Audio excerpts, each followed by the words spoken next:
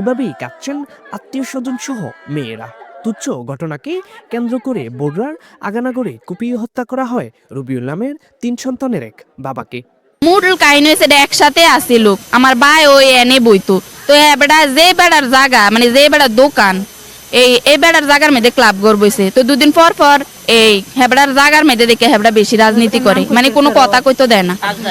এই আব্দুল রব হেবড়ার চার্জ দেয় না, তো আব্বু কইছে জান আমনের জায়গা যেহেতু আমনে বেশি ইয়া দেন, তো আমি আলাদা ক্লাব ঘর দেন। তো ওই হেবড়া এনো ক্লাব ঘর দিছে, 2টা ক্লাব ঘর, এনো একটা এই শত্রুতা। আমি আমার আব্বুরে নেওয়ার পরে শুনছি যে তারা ফলাই এলেছে বিদেশ যাওয়ার মতো, আজকে যাওয়াই না আসিল, পাড়াই দিব। তো এই মানে যাওয়ার আগে এই ঘটনাটা ঘটে গেছে যাতে না ধরতে পারে। স্থানীয়রা বলছেন তুচ্ছ ঘটনায় এমন হত্যাকাণ্ড ন্যাক্কারজনক। হত্যার সাথে সাথে রবিউলের পরিবার সহ সন্তানেরা ক্ষতিগ্রস্ত। আজকের যে ঘটনা, এই ঘটনায় যে কাজটা হয়েছে এটা রবিউলের সাথে, রবিউলের পরিবারের সাথে, রবিউলের ফ্যামিলির সাথে আমার দুঃখজনক একটা বিষয় কাজ হয়েছে।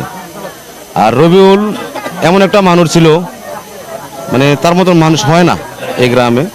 তারা হত্যা করছে, তারাও একটা দলের লোক, রবিউল একটা দলের লোক, একই দল বিএনপি, ধানের শীষ।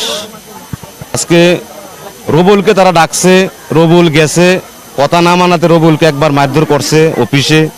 তারপর রবিউলকে ওই জায়গাতে বার করে দেওয়া হয়েছে, রবিউল দোকানে চলে গেছে। ওই জায়গায় যাই আর রবিউলকে তারা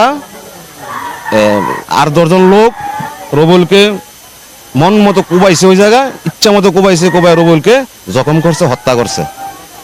দেশনেতার কাছে আমি আমার বরুড়ার এই সুমন সাহেবের কাছে আমি এই তার পরিবারের জন্য আমি কিছু করার জন্য আবেদন জানাচ্ছি, আর দৃষ্টান্তমূলক শাস্তির ব্যবস্থা করার জন্য, যাতে এরকম ঘটনা আর কখনো না ঘটে। এই হত্যাকাণ্ডে সুষ্ঠু তদন্তের মাধ্যমে আসামিদের আইনের আওতায় আনার দাবি স্বজনদের। Sabbir Hossain, news desk.